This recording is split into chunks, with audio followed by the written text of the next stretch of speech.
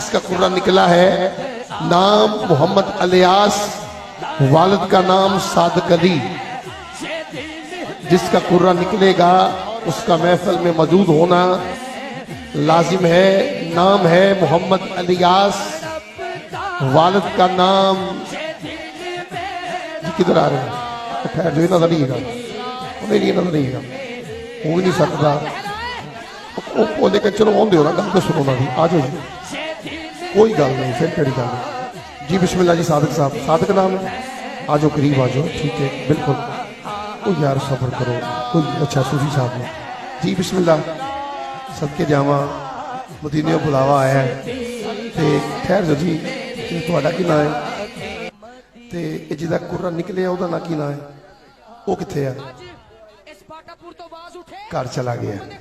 हाय हाय, ये हुण मैं तो नहीं ना दे सकता। नहीं मेरी नहीं सुने हो, ऐलान किया गया ना कि जिदा निकलेगा उसका महफिल में मौजूद होना। दसो यार, मौजूद होना ये कानून है बाबा जी हर महफिल में। वो चले गए, इसका मतलब ये नहीं कि आपको टिकट दिया जाए। ये सारे बंदे बैठे ने, लिहाजा मदीने से बुलावा आ रहा है, मेरा दिल भी मदीने जा रहा है। पुत्र को कहना, पुत्र तू तो सौ गए हैं, तेरा मुकद्दर जाग उठा सी है। जब मुकद्दर जागते हैं तो बंदा नींद की आगोश में चला जाता है। जी कैंसिल करना की करना है?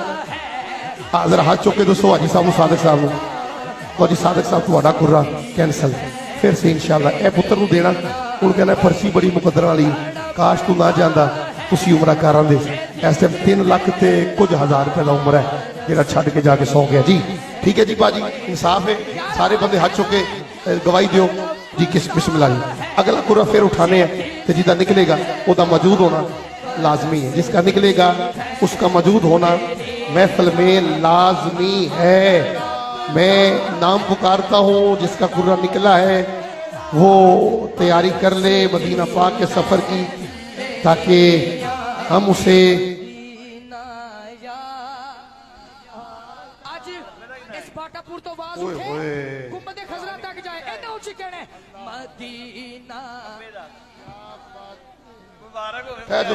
अल्लाह यहाँ से बंदा मर जाए।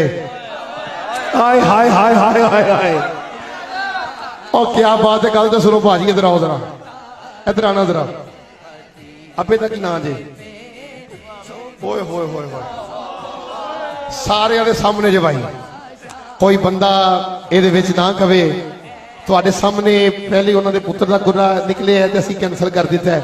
हाय हाय, ना मुखड़ा ना मुखड़े दा तिल वेख दे, ना मुखड़ा ना मुखड़े दा तिल वेख दे। बेटे को बुलावा आया था, बाप आया है, बेटे को बुलावा आया था, बाप आया है, मगर सब ने रिजेक्ट कर दिया। मगर जिसे ज़हरा का बाबा पसंद करता है, जिसे ज़हरा का बाबा पसंद कर दे, उसे कोई भी रिजेक्ट नहीं कर सकता। तो फिर पता चल गया उथे जाना खेड़ मुकद्दरां दी, कोई धन दौलत की खेड़ नहीं। यार इस बंदे को सलूट करने दिल करता है।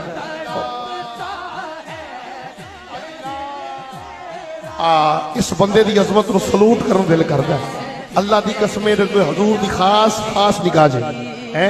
उन्हें एक बारी तरला नहीं लिया मैनू दे दियो, उन्हें एक बारी नहीं किया मेरे पुत्र का निकलिया मैनू दे दियो। तुसी सारे क्या कैंसल, उन्हें क्या कैंसल, मगर उन्हें यकीनन जानो उन्हें रब नूं आवाज दी होएगी, सोने हाय हाय आ जाओ जी, कितने जे सोने हो। चुमियां लाई जाते जे, इधर वहाओ कितने मुकद्दर वाले ने भाजी। पहले पुत्र का निकले, पुत्र नहीं, फिर बाप का निकला है, और ईमानदारी से निकला है, सैयदादे के दस्ते मुबारक से निकला है।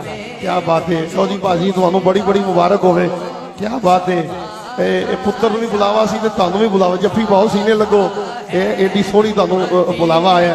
साडा सलाम अर्ज करना।